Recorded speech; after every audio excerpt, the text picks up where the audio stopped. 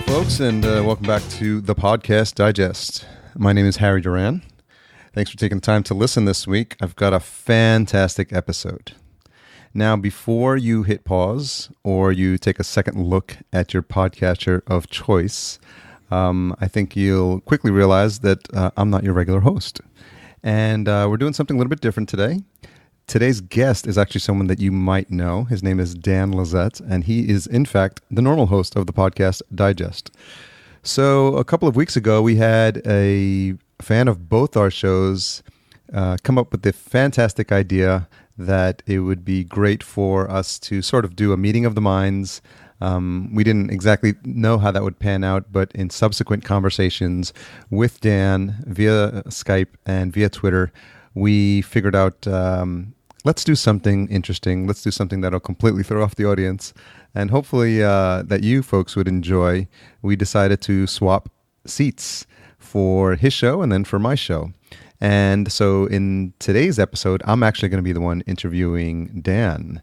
And so hopefully you'll learn something about him that you don't know already.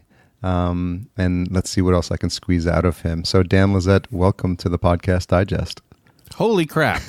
This side of the table is so cool. All the pressure's on you, Harry, not me for once. This is excellent. Thank you so much for doing this.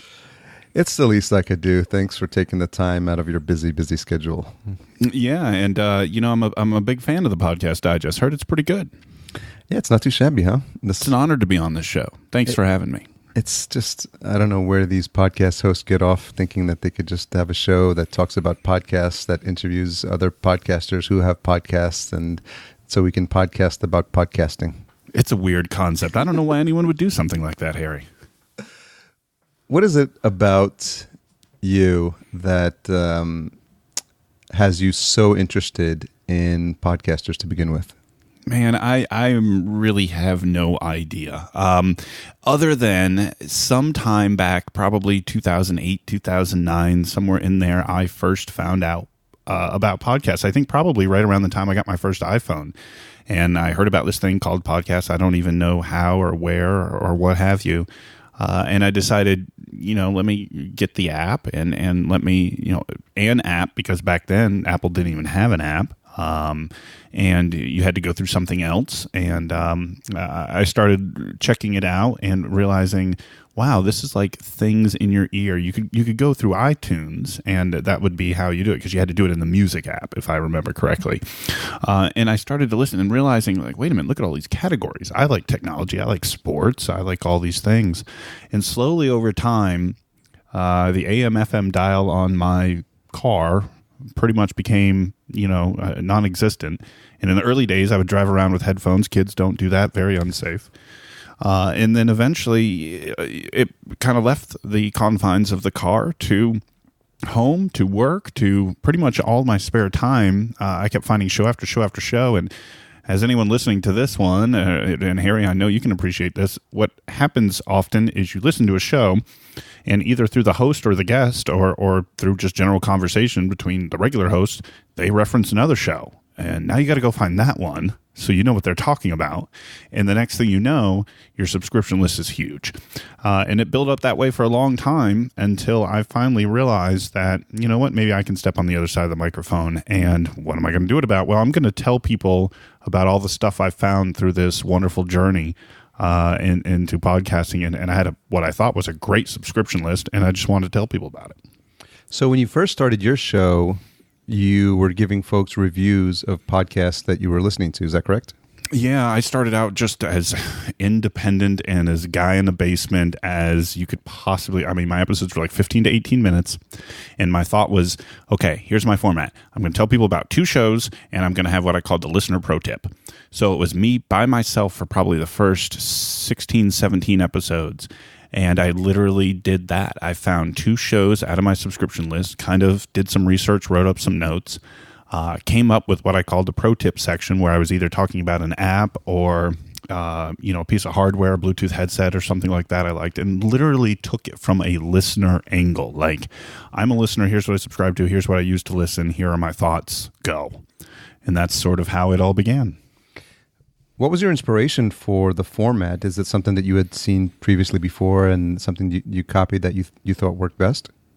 Honestly, the word digest sort of had everything to do with it, right? The idea of a Reader's Digest, the idea of, a lot of us are Netflix subscribers. And when you're on Netflix, you may watch something and then you get the suggested, because you've watched this, you may like this. Or, you see that a lot on Twitter or a lot on Facebook. If you like a particular group or you like a particular account, here are suggestions to follow. Here's something else you may like based on what you've previously done. Or, that's sort of the idea of a lot of web advertising, right? If you show an interest in something, Google AdSense or some other ad provider is going to throw up something else they think you may like. So sort of my idea was, if somebody likes something that I might like, maybe I could tell them about something else. Sort of an audio version of what everybody does, right? If you buy a car and you like it, you tell your friends about it. If you go to a movie and you like that movie, you may tell some friends and family about it. My idea was sort of to take that same context and amplify it as a podcast and throw it out to the world and say, hey, I'm screaming out to all of you guys, if you like something that I like, here's some other stuff you might be interested in too. Was this your first attempt at an online presence? I guess the first real attempt. I've always been sort of one of these technology junkies, right? If folks are listening to this right now, you've hopefully listened to more than just this episode. And help you, if this is your first episode of the Podcast Digest, please go back and listen to some other stuff. If this is your first entree into this show, you're missing it. You're missing it. But I'm a huge fan of technology. I've always prided myself, and my wife hates this, that I consider myself sort of a technology junkie. I'm always out there, have to have the new device, have to try the new thing. And so all the different things that have sort of come along, I've tried them, be it, way back in the days of MySpace or even before that with Friendster, then of course Facebook and Twitter. And one of the things that sort of came across my radar at one point was the idea of a blog. And I'm like, interesting, except I can't write. And I decided at one point, well, that's okay. I'm just going to sort of write it my own way. And at the time I said, well, I'm going to review technology products, because by that point I was a podcasting fan and I listened to all the tech shows that really, so many of them I still listen to today. Mac Break Weekly, a lot of the Leo Laporte's Twit stuff, Tech Fan, iMore Show, which used to be iPhone and iPad Weekly, and all those different ones that really would basically be reviews of technology things I was a fan of. So at one point, this was forever ago, I attempted a WordPress site called Common Man Tech. And my idea was I was going to simply write and review things that I had bought, and I was going to tell people about them. I had no idea what I was doing because I am not a writer at all. But I just wanted to, this concept of putting my likes out to the world, sort of that amplification of, hey, I found a movie, let me tell you about it, originally sort of produced itself in that way, and that was just a failure. I could not be compelled regularly to create a new blog entry, to start a new review, and it was not something I was really prepared to do, so that died very quickly within probably 3 months. That was the first foray. It's harder than it looks, right? Very, very difficult. All respect to writers out there. It's funny, just as a side note, this week's episode of Fugitive Waves, one of my favorite shows that I've not yet featured on the Podcast Digest, featured a lot of what they call the Lost and Found audio series, and they featured tape that was recorded from a soldier from Vietnam. And he basically would send these tapes back to his family that he was recording literally from the battlefield. And he said in that episode, this is a lot easier than writing. He said, and I can do it in the dark. He says, it's just this little red light I got to keep covered up because it could get me killed. And the concept that this is a lot easier than writing to me is sort of kind of the way that I sort of moved away from blogs to ultimately finding podcasts.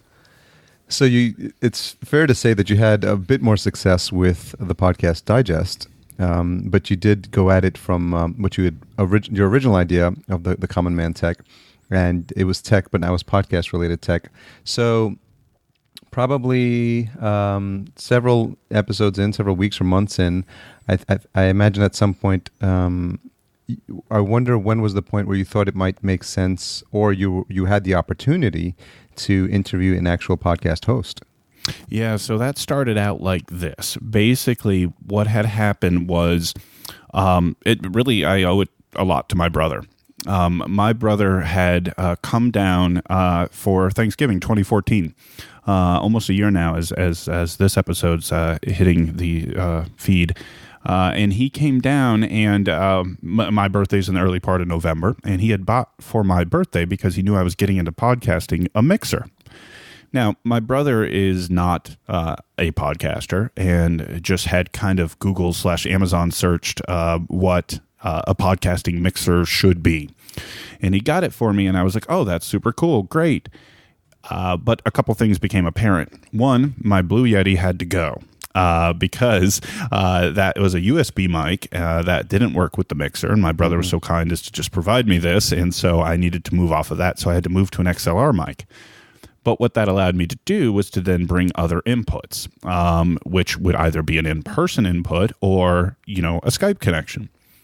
And so he then came down a couple of weeks later for Thanksgiving, came up. He's in Virginia. I'm in a Philadelphia suburb.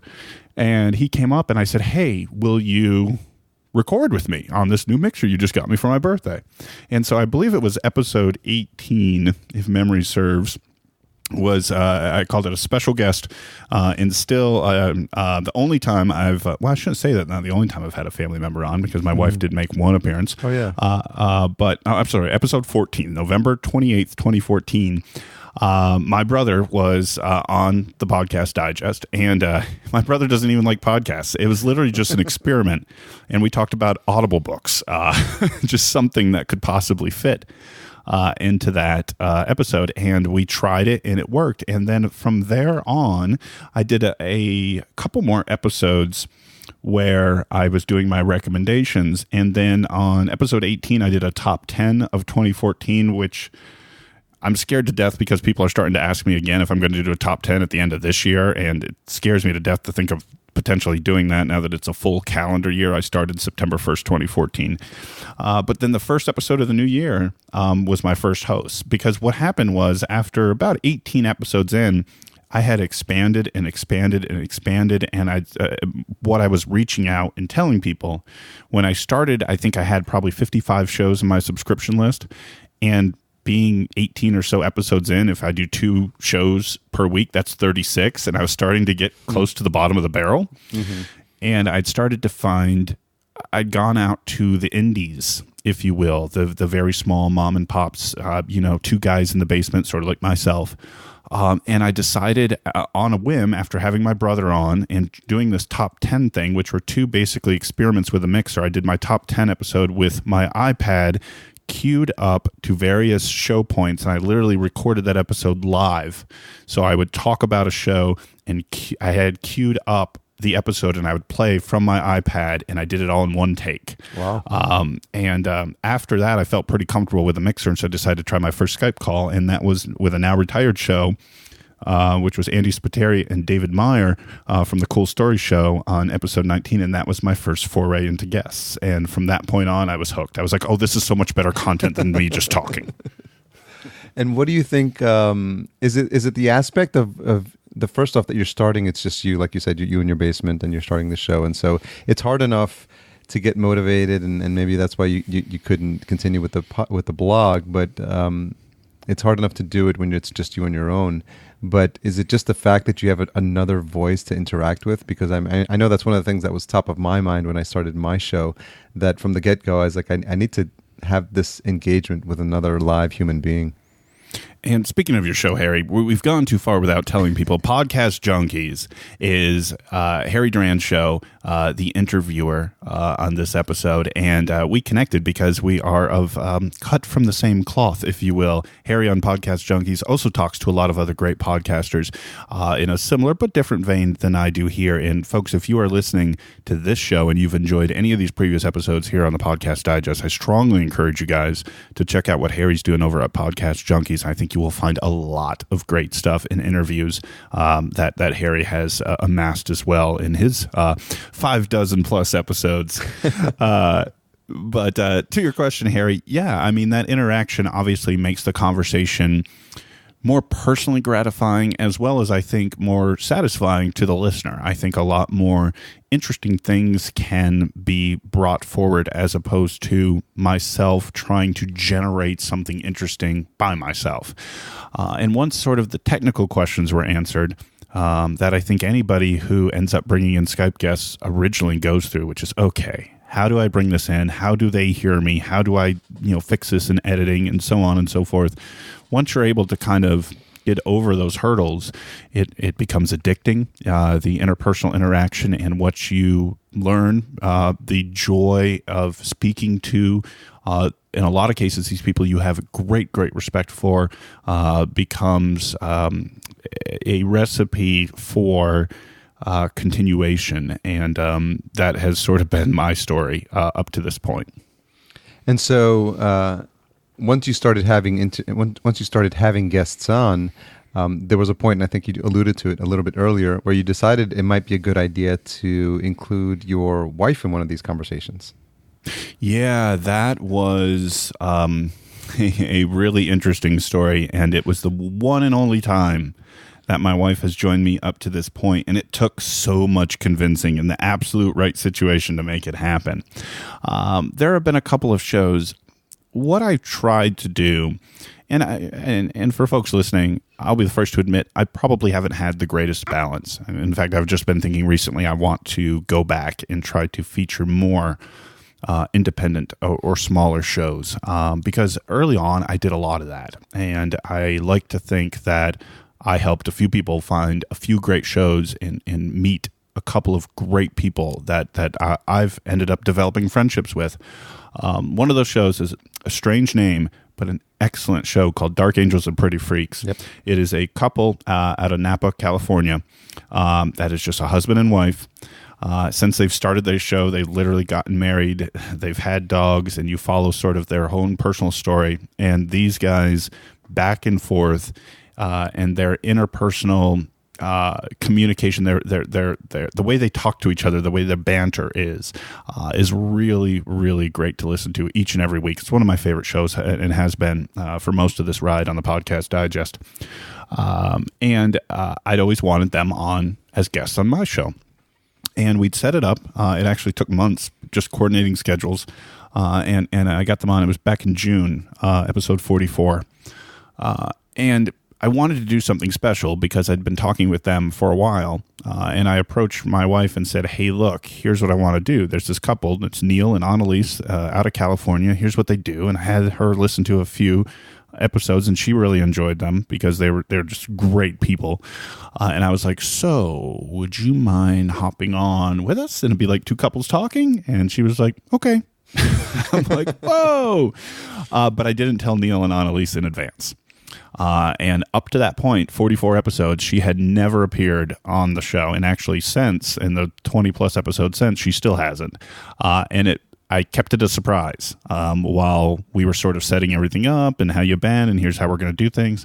And then I brought her in once I had already hit record, and the reaction was stellar. It was excellent. Still one of my favorite moments on the show.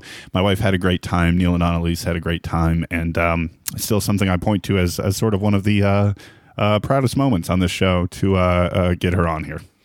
Yeah, I remember listening to that episode, and I think it was a function of your wife not just being comfortable with how things worked and when to participate, and I think she found her groove like as the show progressed.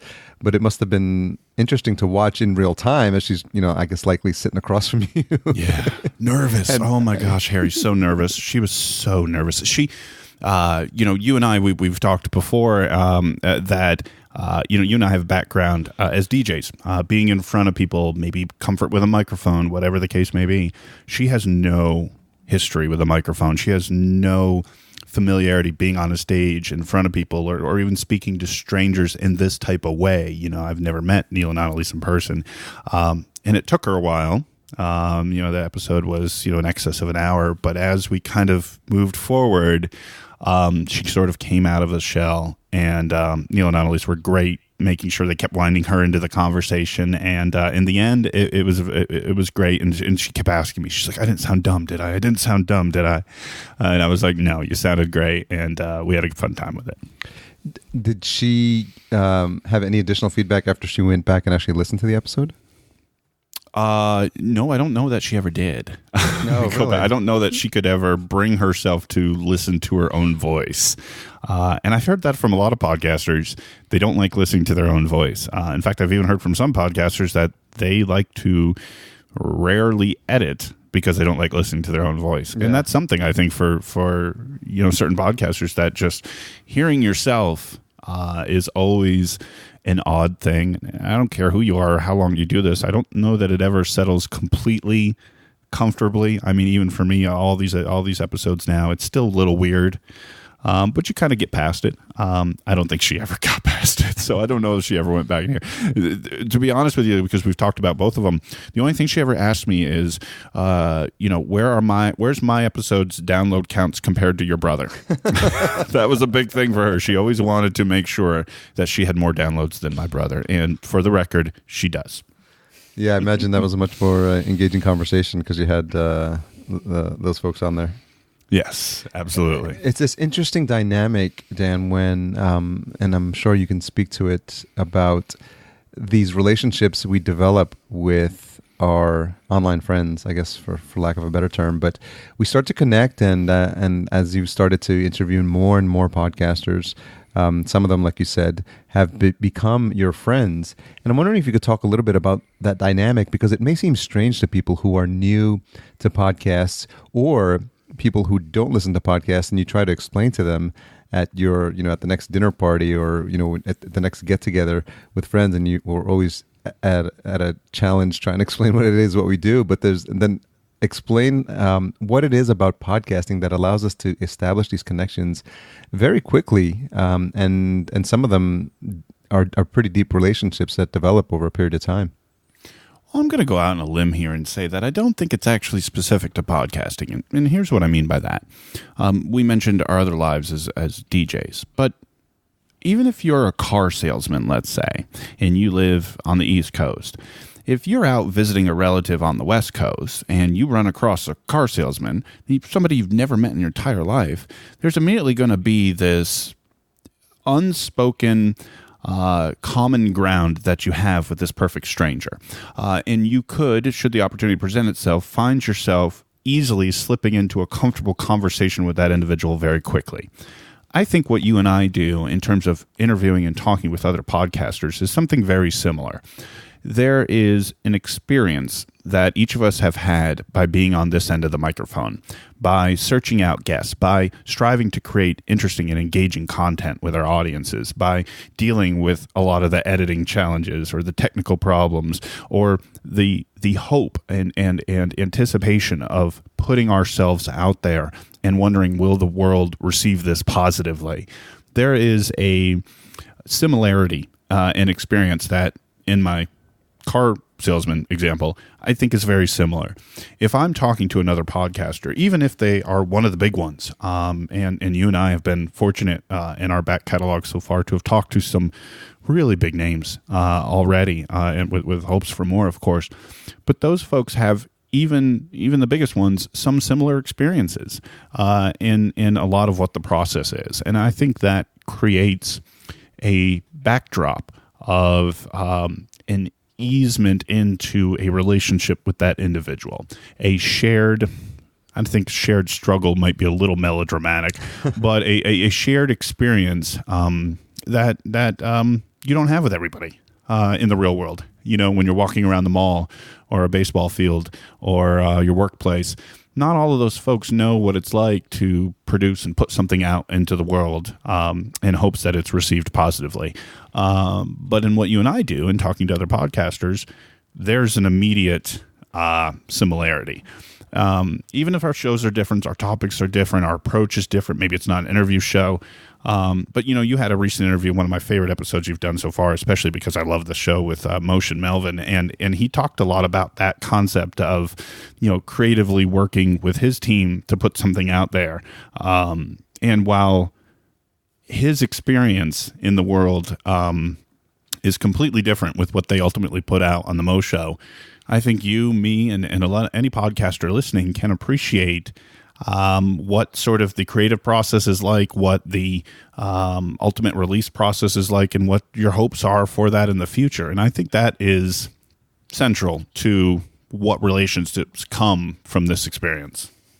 Any reason why you chose the car salesman as your example? No, I mean, do you think about it? That's one. I mean, if you played college football, right? If you played high school football, you know, for me, you know, I played volleyball in high school. I was also a girls volleyball coach for a while, and I've been to other volleyball games, you know, high school. Now my kids are high school students, and recently I went to one of the local high schools girls volleyball games, and I'm looking at the coach, and I'm thinking, I've never met or talked to this man in my entire life, but I'm thinking the whole time I'm watching him, I know exactly what he's going through right now. I know what entering the fifth set feels like, and you know, that I think that's I think where a lot of that is where this comes from. Touching on that a little bit, I think obviously once you start to listen to enough podcast episodes, you start to learn a little bit more about your hosts. And one of the things I picked up, and it may have been in one of your episodes or something you mentioned somewhere else, but that you're 6'7", is that correct? Yes. Yes, I have a constant bruise on the top of my head from all the doorways I've hit upon and car doors, and yes. And you have the voice to go along with it, which is good. Oh, I'm telling you, that's one of the things I hear all the time, and it's wonderfully complimentary, and I so appreciate when people say that. But there's also that concept, well, like, wow, but did you like the show? You know, it's like, did you like the interview? Did you like the content? Did you find it engaging? Did you go subscribe to their show? But your voice is excellent. That's great. Okay. You know, it's one of those things. Yeah. It's like, I appreciate it, guys, but you know. So growing up tall, was there an opportunity for sports at some point that you thought about in your future? Yeah, I mean, that was I played volleyball. Yeah, that was my thing. I did a little bit of everything. Right, volleyball was my letter sport, but I played 12 years baseball as a kid growing up, first base because of the height. Played a little bit of basketball. People are always asking, why didn't you do basketball? I mean, well, there's a very simple reason I didn't really get into basketball. One, I was tall and lanky and completely uncoordinated, and basketball requires a lot of coordination. And I didn't like running. That really wasn't my thing. When I first entered high school, as somebody my size obviously does, you go and attempt to try out for the high school varsity team. I went to summer conditioning before my freshman year in high school, and we warmed up, and the coach was like 26 laps around the gym. Wow. And each time you passed a backboard, you were to kind of layup style, reach up and touch the backboard. And you had to do that 26 laps. By the end of that process, Harry, I was so exhausted, so winded, and so tired.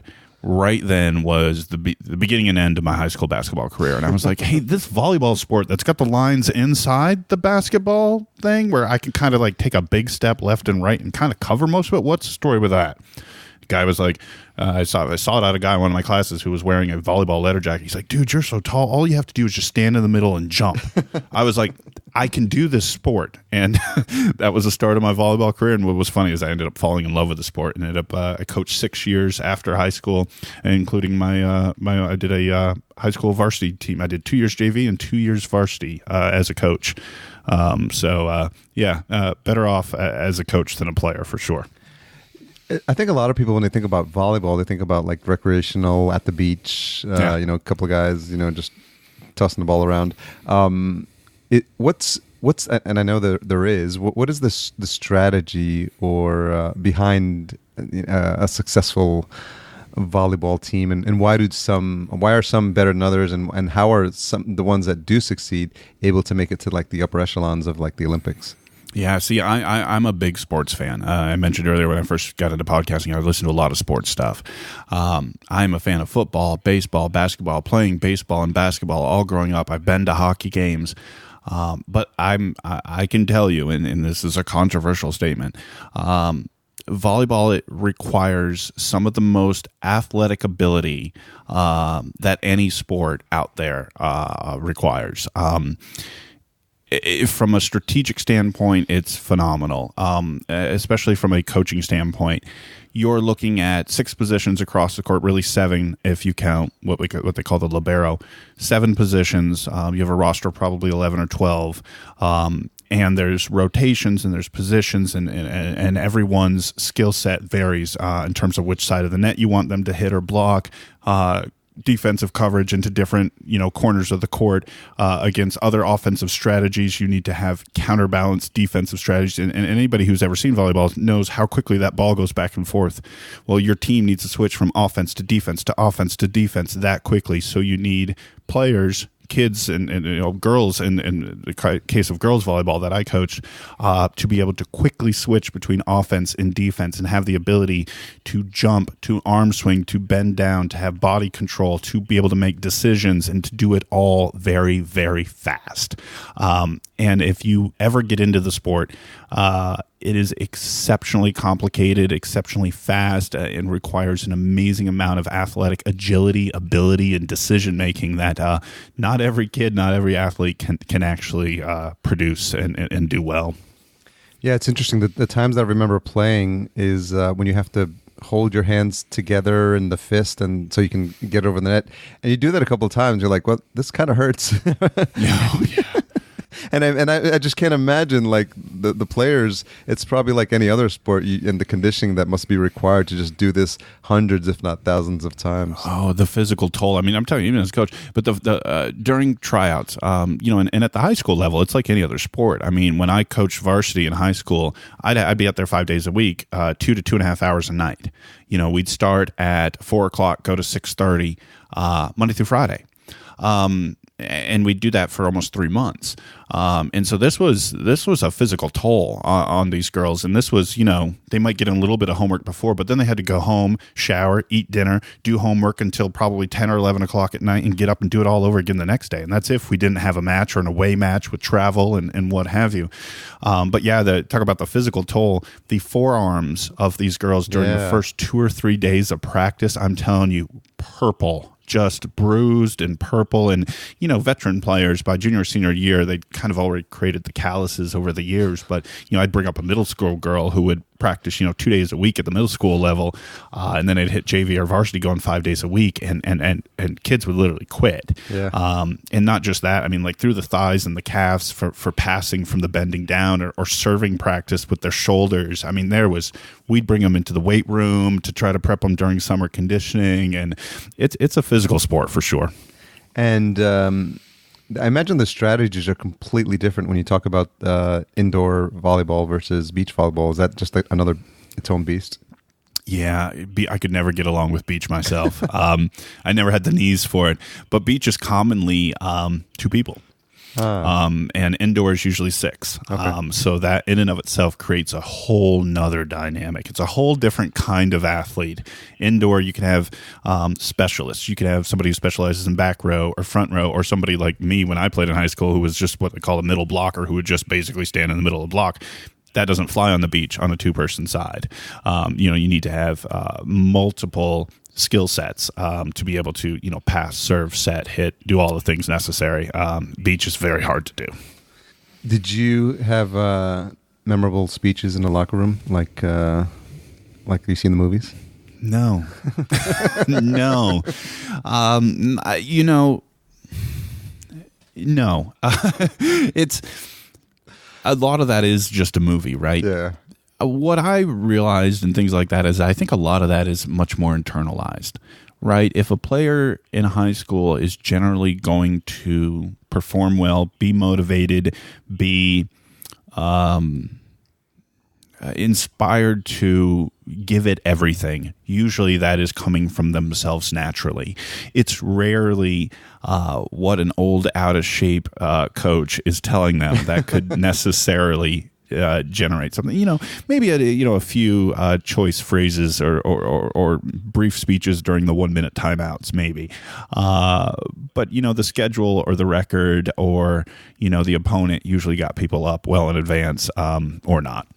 That's interesting. Yeah, because you always watch those movies like Rudy, and you're like, yeah, with the inspiring theme music. Maybe it was just me. Maybe other coaches are out there able to produce this type of situation, but I never could. So, I'm just thinking back now, when you're talking about school and you're growing up, was there an aspect of you growing up? And I'm not sure when the growth spurt hit, but was there like an awkward phase when you like realized that you're so much taller than everything else, and it just made for an awkward time in grade school? 13 to 13 and a half. I went from 6 foot to 6'6". Literally 6 inches in 6 months. Wow. My mother still tells the story, and it was literally at that point every 6 to 8 weeks she was buying me new shoes, new pants, new shirts. Wow. It was that rapid, that quick. And by 13 and a half, like I said, I grew maybe another inch between now and today. I'm 37 today. But during 13 to 13 and a half, it was 6 inches right then and there. But you were already 6 foot at the time. At 13, yeah. At 13, I was already 6 foot. Yeah. Wow. So actually, up to that point, my age followed my shoe size. Oh, nice. They synced up all the way through 13, and then kind of stopped. Shoes are still 13 to this day. But yeah, my age and shoe size pretty much stayed the same up to 13. So, having known you, just from our interactions and our conversations, you really come across as like a gentle and nice guy. And I'm wondering if, because there's this thing that happens when we're in grade school, right? It's just the bigger kids pick on the smaller kids, or or the kids who were maybe beat up at home, or take it out on their kids, and there's this whole bullying mindset. And I'm wondering. I can't imagine that you were at all, and I'm wondering if maybe you ended up being a bodyguard to several folks or several kids in your class who were much smaller than you. No, I never really had much of either side of that coin, right? If I shied to either side, it was actually probably more bullied, but even then it was maybe 1 or 2 kids ever. And the reason why was because I stood out like a sore thumb, right? Mm-hmm. So when I graduated high school, I was the same height I was, 6'7". Graduated high school, I was 17 when I graduated, 6'7", and I weighed 165 pounds. For anyone that can even rationally put that together, I was skin and bones. I was lanky all along. And when I was at 6 foot at 13, I maybe weighed 110. Wow. So, I mean, it was twiggy, which is part of the reason why sports, while I always had the desire and want, and physically the gifts weren't there. Sprained ankles, every sport, all the time. So that kind of got a little bit of laughs, if you will, from folks. And a lot of that was sort of middle school, where if you're different in any way in middle school, and for me it was the height, the masses are going to prey upon that. I don't care if you've got a different color hair, a different length eyelash, skin complexion, a height, too big, too small, whatever the case. The rest of the group is going to ultimately seize upon that. So a little bit of that, but not much. I would not say I had a bullied childhood. And you're right, it was never in my disposition to ever return the favor in that other role moving forward. Eventually, by high school, by that time, that 6'6" set in and a little bit of filling out started to happen. People just left me alone. Yeah. How much of that do you attribute to the way you were raised? Probably all of it. Probably all of it. I was pretty much raised by a single mother. I lost my father when I was 7 years old. And my mother, 2 boys, me and a brother, and she raised us right. That's good. And you got some wrestling in with your brother then?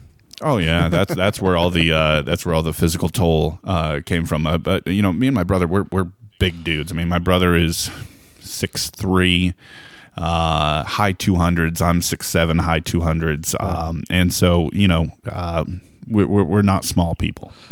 Yeah, I think what's so funny is I have two brothers, one older, one younger, and the younger one ended up being bigger than both of us. So at some point we had to stop beating them up. Yeah, because we realized, okay, you. yeah, payback's gonna be a bitch here. So yeah, eventually it'll come home to roost for you guys. Yeah. So, what type of things were you interested in? I'm making a bit of a transition into figuring out how the DJ thing played in, but I'm wondering if that was an interest when you were younger. No, not much at all. I was sort of a music guy. I'm a product of the mid to late 90s. I was into the alt rock scene. I was into Smashing Pumpkins and Red Hot Chili Peppers and Stone Temple Pilots, all those guys. I liked music well enough. Been to several concerts during that time. But the DJ thing was a complete accident, literally. I've always been, ironically enough, I'm sure you and many people listening can appreciate it, I've always been like a multiple job guy, right? I've got the nice day job that pays the bills, but never necessarily satisfied a lot of the passion or interest. So I always had a second job, one, because I like money, two, because I always wanted something that was a little more enjoyable. So when I was young, that second job was a bowling alley. I like to bowl, well enough. Not a great bowler or anything, but it was fun. And I had a friend who was addicted to it and loved doing it. And then I was, this was in Virginia Beach, and they had, and I think in a lot of areas they still do, Friday and Saturday nights DJs combined. They called it rock and bowl. They various different names. They turn off the lights. DJ comes in, plays music, 10 to midnight, 10 to 2, whatever. In this particular day, I was 20 years old, and the house microphone had broken, and our DJ who was coming in that night was coming in early to set up a backup system because he was running to a wedding, and then was basically coming straight from the wedding to the bowling alley. And when he was setting up his backup system, his name was Jay, and I said, "Hey, Jay, our mic's broken. Do you mind if I make a quick, BS bowling alley announcement on this?" And he's like, "Sure." Hands me his mic. I make some announcement about some, such and such lane available or whatever. And he says to me, "Dan, you got a really great mic voice. You ever thought about doing what we do?" I was like, "Jay, are you kidding me? I'd love to do what you guys do." Less than 2 weeks later, I had my first ever gig, a 16-year-old birthday party. And 2 weeks after that, I put in my notice at the bowling alley and I was out. And that was over 16 years ago. Wow. Yeah. That's a great story. Yeah, so that was how I created the second job of DJing, and just like crack. I mean, I was immediately hooked. It was, and this is the strangest things for people, it wasn't about the music for me. I know a DJ that's not about the music. It was literally about the microphone / entertaining. I loved being in front of people. I loved entertaining a crowd. I loved seeing the response of what I could do behind this table to create a particular evening. And that was addicting to me. And even now, where financially I don't need to do it, and I say that with all humbleness, I'm fortunate enough that I'm able to keep doing this. I do it sheerly for enjoyment, sheerly for the fact that it is a sense of satisfaction you don't get anywhere else. DJing is something I say they're going to bury me with a microphone in my casket because I don't see me stopping anytime soon. And so, are they typically all weddings? Nowadays, yes. Okay. Because now, since I started DJing, I got married, I moved, bought houses, and I've sort of established myself over time. But back in those early days, 2000 through 2005, I did it all. Car shows, 13-year-old birthday parties, class reunions, family reunions, business grand openings, picnics, holiday parties, you name it. I've sort of done that. I was a house DJ, the house DJ for a top 40 hip-hop club for over 5 years in Chesapeake, Virginia. So I've worked, 7P to 2A 4 nights a week for 5 years. Wow. I've done all of that, and those were great times. I had so much fun. Usually drank my paycheck almost every night at the club. I did all that when in my 20s. I had fun. I partied. I enjoyed. I've been everywhere. Now at this point, there's a reward for a great job at a wedding. That bride and groom, you like to think that it's one of their most important days of their lives, and for you to have a significant impact on that for them, it means something. And there's a sense of pride and accomplishment that I get at the end of a wedding that really I don't get in any other type of gig. How much planning do you do for some of these more important gigs like weddings? It's not too bad. Usually I'll initially make initial contact with the client after the company I work for sort of assigns them to me. They do all the marketing. They attend all the bridal shows. They maintain all the website, all that, and I get assigned. And they may request me based on feedback that I've got on the Knot and Wedding Wire. But once I get assigned to them, then I start working with them. It can be anywhere from 9 months to a year and a half that I, have a working relationship with the bride. Usually, several emails, several phone calls as we get closer. Usually, what I call a final confirmation call usually happens about 2 weeks before the day. That phone call can take about an hour, hour and a half. Then it's music acquisition and downloading and playlist prepping. So just kind of going through all the special events, everything that they want, everything that they've described, making sure that my library serves the type of thing they're looking for. So if they're heavy into a particular genre I may not have a bunch of or am wildly familiar with, I may need to go out to Billboard's top charts, make sure I'm current. I have a music subscription list to a company called Promo Only that kind of keeps me current. It's the same company that supplies the radio stations. As songs come out on the radio, I get them through that service. And so it's just kind of getting all that prepped, and then, the setup beforehand and then the breakdown.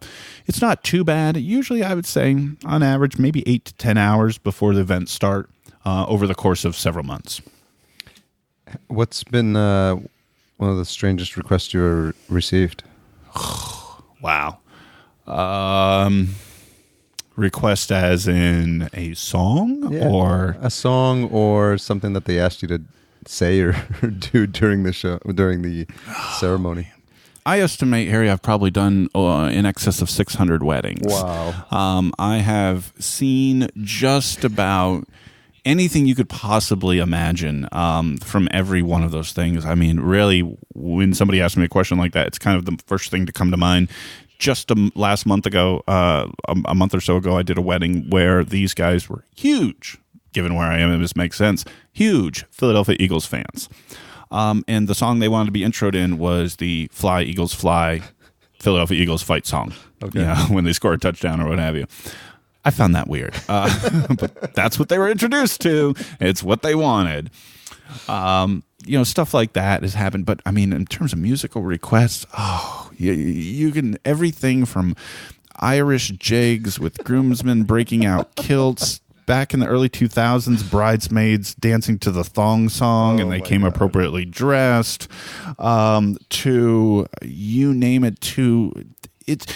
I find that a lot of friend groups have weird prior experiences with songs that you may never think any group would have had some type of prior experience, but they went to some party in New York 8 years ago, and they all got drunk and started singing this one old Britney Spears song, and the groomsman tries to say, you've got to play it and watch what happens, and then you end up buying it, and you play it, and then the whole room explodes into something you never would have thought would happen. And I mean, there's so many things that are, and you got to be careful sometimes. I did a wedding just a few weeks ago. Like I said, it's the recent stories that all come up to in mind at first. And this guy comes to me. He says, oh, geez, now I'm going to try to remember what the name of the song was. You can make it up. No, because it's what was it? I think it was that the name of the song? Yeah, I can't even find it. But I think it was a Blondie song. Okay. And he says to me, hey, could you play such and such from Blondie? And I looked at him and I was like, Eternal Love or something like that. And I looked at him and I said, why would I do that? Because I thought he was pulling my leg. Yeah. Like, I've never in my career asked for, somebody had asked me for this. And this is the opening song. Eternal Flame from Blondie. But this is the song they want to come into. No. Oh. This was a guest at a wedding saying, hey, can you play Blondie, Eternal Flame? Okay. And I said, I just looked at him and I knew he had to be joking, right? You ever get those situations where somebody like tries to like trick you or fool you by like asking you for something stupid just to see if you'll do it? Oh, yeah. I thought this was one of those situations. He says, hey, will you play Blondie, Eternal Flame? And I looked at him straight in the eye and I said, well, why would I do that? And he looks me deadpan in the eye and says, well, it's me and my wife's wedding song. Okay. And I said, that's a very good reason. I'll get it on for you. I thought for sure this, and I ended up telling, one of the waiters and waitresses at the venue, I'm like, you won't believe what I just did. He's like, well, you saved it well. I was like, I know. That's so funny. But, you get stuff like that. But you learn to kind of, you like to think you know what's real, what's not, when somebody's pulling your leg when they aren't. But you never know what's going to happen at some of these events. So last thing on that, is there any advice you would give to would-be or planning couples as prep for their conversation with their potential DJ partners? Yeah. If a bride and groom, when they first contract a DJ, like, what should they make sure they say to the DJ? Yeah. Explore their experience. Check out reviews. Nowadays, most people have reviews online. If there are no reviews, and if a DJ ever says they have a specialty, run.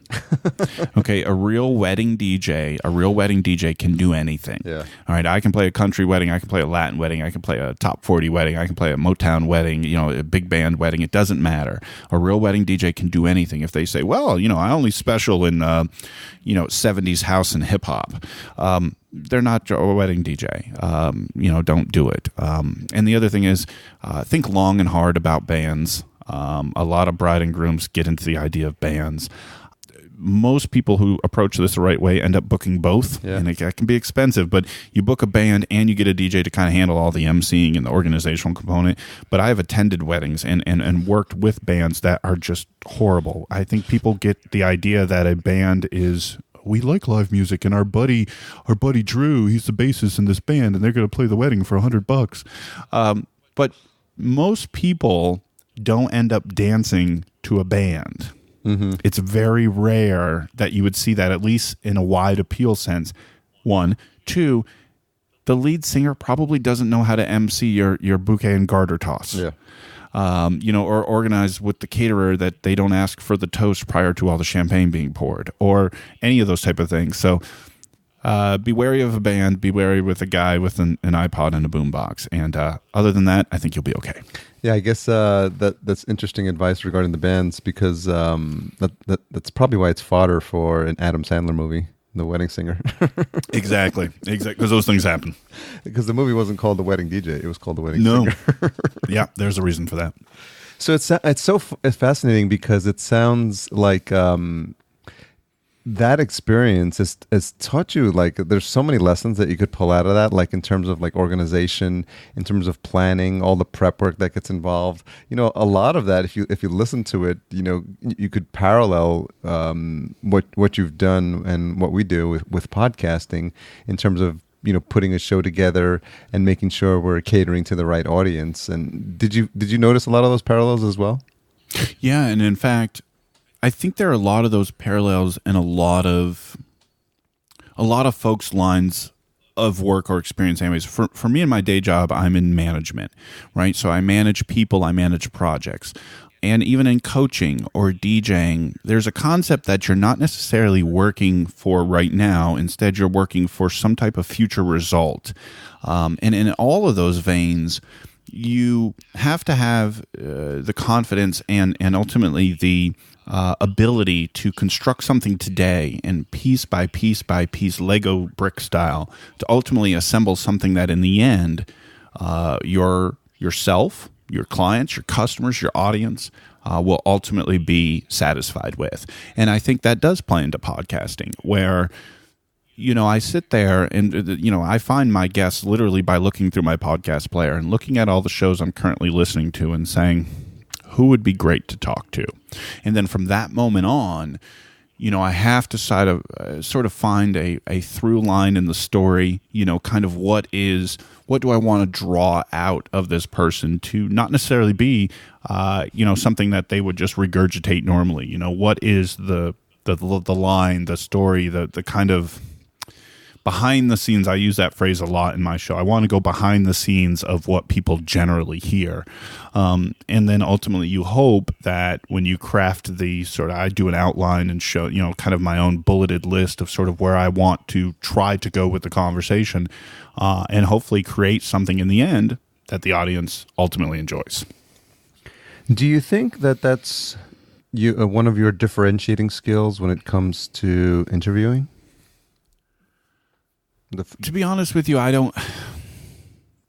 I have, like I think many people maybe have had, received some level of positive feedback in that. Personally, I don't think I'm that good at it. I think I have a long way to go in improvement when I listen to the Mark Marons of the world, when I listen to Brian Koppelmans of the world, when I listen to, many of these great interviewers that I look up to in their ability to have a conversation with the guest and bring something out and forward in the conversation. And then I look at the work that I do and realize I am not anywhere near that level of capability. I hope to be, and I continually take mental notes when I listen to these other interviews on what would make me better. But I think I've sort of, grown over time, where I try to make it more of a conversation, whereas early on it was maybe a little too formatted, a little too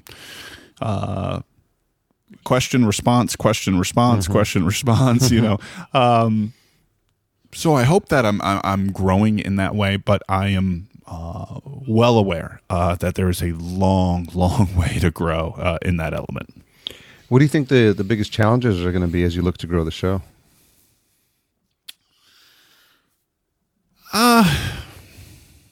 Well, I think anyone who is a podcaster not named, Maron, probably has always considered exposure and listenership a challenge. There is this thought that I don't think it's talked about too often, that I think is very true, that I think most of us who have shows, who are proud of the work that they're doing, be that if you're putting out a comedy show, if you're putting out an interview style show, if you're putting out a business style show or a storytelling show, when you ultimately release that, you have a sense of pride in your own work. And there's this feeling that if 100 people heard it, or 500 people heard it, or 5,000 people heard it, or 50,000 people heard it, that they might like it. And when ultimately you don't see that happening through, maybe it's your own fault, maybe it's whatever, reason or purpose that there is, it's easy to get, lack of get your head down. Mm-hmm. And folks, you can't do that, and that is a constant, I think, battle with oneself that I've told this story many times where if you think about 100 people, and most people, a fairly established show would realize that 100 downloads of an episode is not a great big number in any way, shape, or form. But I've always said, if you booked a conference room at a local hotel every Saturday morning at 11 a.m.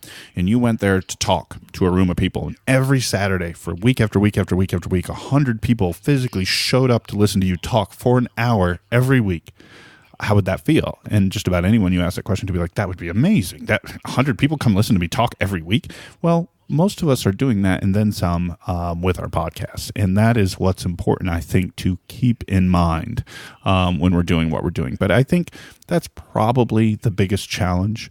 And I think another challenge is, for me, or worry I have, is to, and you and I have talked about this, and it's sort of what we're trying to do here right now with this episode is, how do we maintain interest? How do the episodes stop blending in with each other?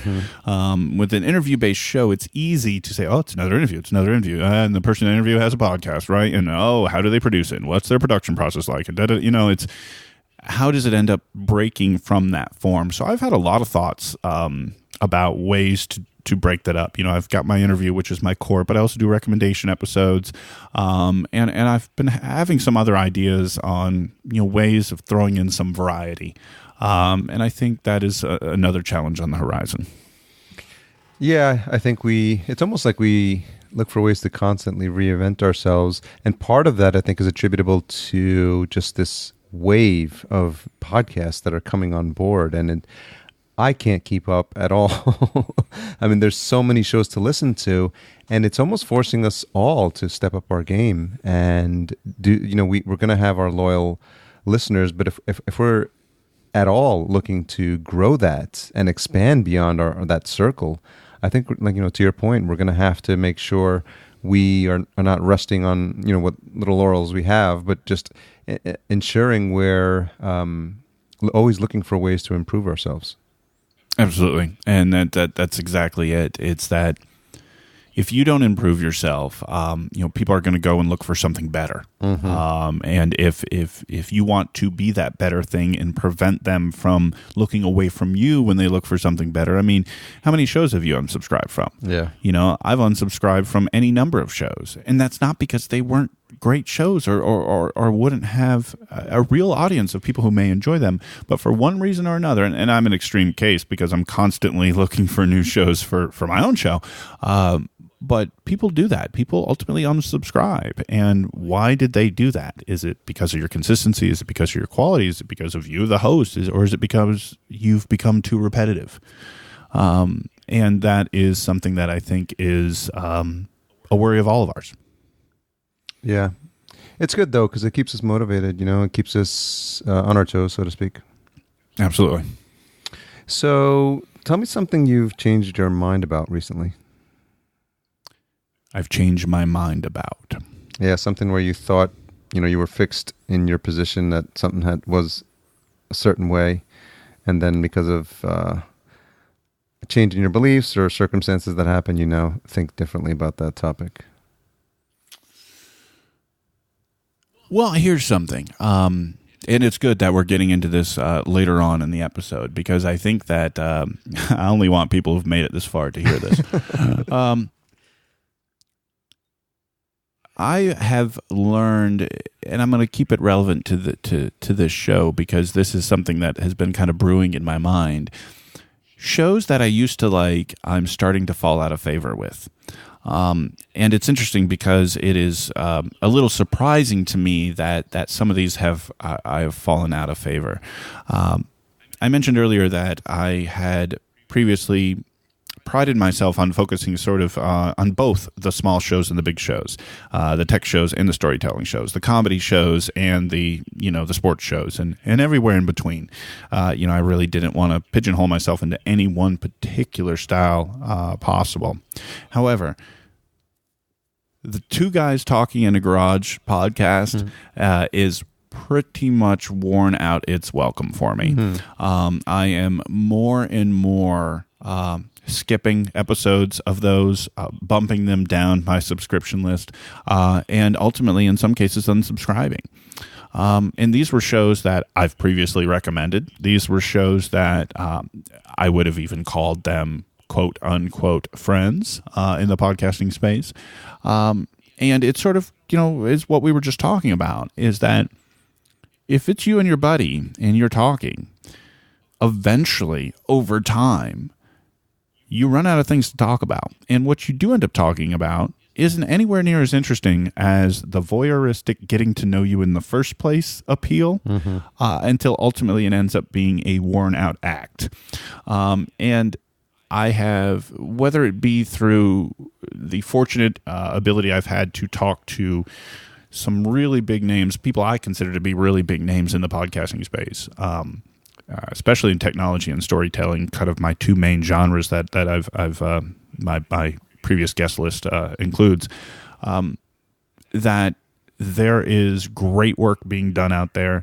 There's great entertainment value that can come from shows that put out a concerted more effort to entertain. And the little guy, or the couple little guys in the garage, is starting to fall out of the category of worth my time. And it's sad to say that because these are great people and entertaining in its own way. But I think I'm slowly changing my mind on its appeal to me. That's so interesting because I definitely feel the same way. And I think we have this expectation that as we speak to people like you mentioned, like these folks who take this deadly serious and their production value is just through the roof, and you're just in shock and just not overwhelmed, but just in awe of what they're doing. That when you do go back and you do find some downtime and you do listen to these other shows, the Wayne and Garth, it just you just feel like they're not taking it seriously. And, maybe I don't think it's that hard to have really good production values nowadays. You can get a ATR 2100 for $60 and then you're off and running. I think to me, that's what resonates with what you said. That's just like, are you serious or are you not serious about this? Because there's a limited amount of time in the day. Right. And, do you want me to listen to your show or do you not? Or is it just for your friends? Because because of the topics you pick and the way you some of these are totally over the top, like raunchy, and it seems like, well, I guess they're some of them are inside jokes and they may have it's just a hobby, right? It's at some point you just have to separate. Is it a hobby or is it something you're taking it seriously? And I think that's what you're alluding to. Yeah, it's like, where's the line, right? Any of us, most people are willing to go to a movie theater and enjoy a high-quality film, mm-hmm. right? Or most of us are willing to watch a movie off HBO or on Netflix, right? But eventually there becomes a line, right? Okay, so will you watch a made-for-TV movie on Lifetime? Will you watch a YouTube video? Mm-hmm. Will you watch your cousin's home video they have on their cell phone, right? So eventually, while you might say, oh, hey, cousin Joe, show me that video on your phone again, ha, ha, ha, you probably don't spend hours and hours and hours watching Cousin Joe's home videos off a cell phone. You'd rather be watching Netflix or HBO. Or going to the movies, right? So eventually, and same thing with music, right? Big stadium concert versus, the 80-year-old man with the banjo on the subway stop. Yeah. Which one do you want to spend your time, being entertained by? And it's sort of a similar decision. The 80-year-old guy at the subway could be the nicest guy in the whole wide world. But eventually that banjo act of 2 songs at the subway that you've heard every day going to work day in and day out starts to get old. And I think that's where I'm at, putting in, because I listen to podcasts on average anywhere from 6 to 8 hours a day. Easy. Wow.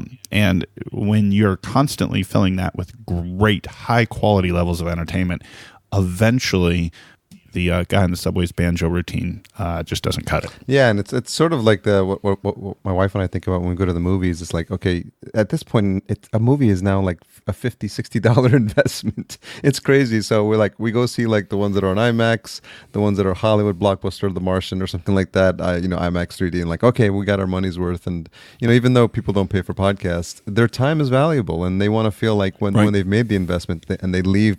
They're leaving the theater, so to speak. They're like, wow, that was awesome. That was, because there's nothing worse than, having an hour of our time wasted and like, man, I could have spent that on another podcast. Exactly. So that's a nice way to put a bow on this, Dan. One question I did have, because you talked bowling, is if you're a fan of The Big Lebowski. Oh, yes. Yes. I have Big Lebowski coasters in my basement. I figured. Harry, I'm looking at them. I love The Big Lebowski. Yeah. This rug really ties the room together. Yeah, I love that movie.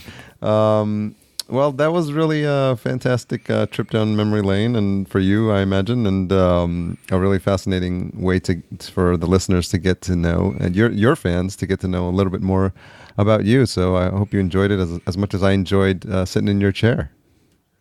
And I appreciate you taking the time to do it, Harry. I really do. And folks, this week's show notes are going to be a little bit different because what you're going to see in there are all the links over to Podcast Junkies and all the great work that Harry is doing over on his show. So make sure that you guys scroll over to those show notes and check out all the work that Harry's doing. Because as I mentioned, if you like the Podcast Digest, you're really going to love Podcast Junkies and what they're doing. These are complimentary subscription folks. More great interviews with great podcasts that Harry will tell you all about over on his side of the world. And if you like Podcast Junkies, then of course you're going to love the Podcast Digest.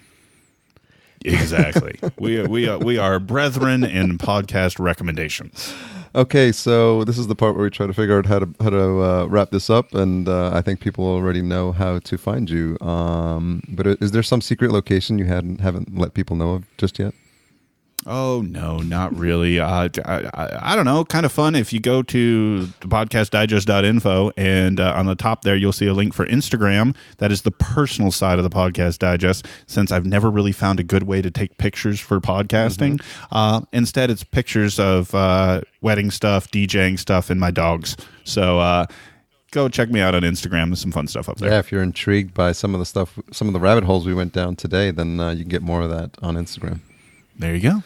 Well, this is fun, and I'm sure we'll be having a really great 2016, engaging more, Dan, so I'm looking forward to it. Thanks again for doing this, Harry. And don't forget, guys, check over Podcast Junkies, where I interviewed Harry on his show. So these are brother and sister episodes coming out. So check out Podcast Junkies as well for these roles to be reversed. Yeah, we're just blowing people's minds right now. Exactly. All right, signing off. Take care. Thank you, folks. Thank you for listening to the Podcast Digest. You can follow the show on Twitter at PodDigest. Like the show on Facebook at facebook.com/The Podcast Digest. Email the show feedback at thepodcastdigest@gmail.com. And you can find all the previous episodes and exclusive blog entries at the show's website, thepodcastdigest.info.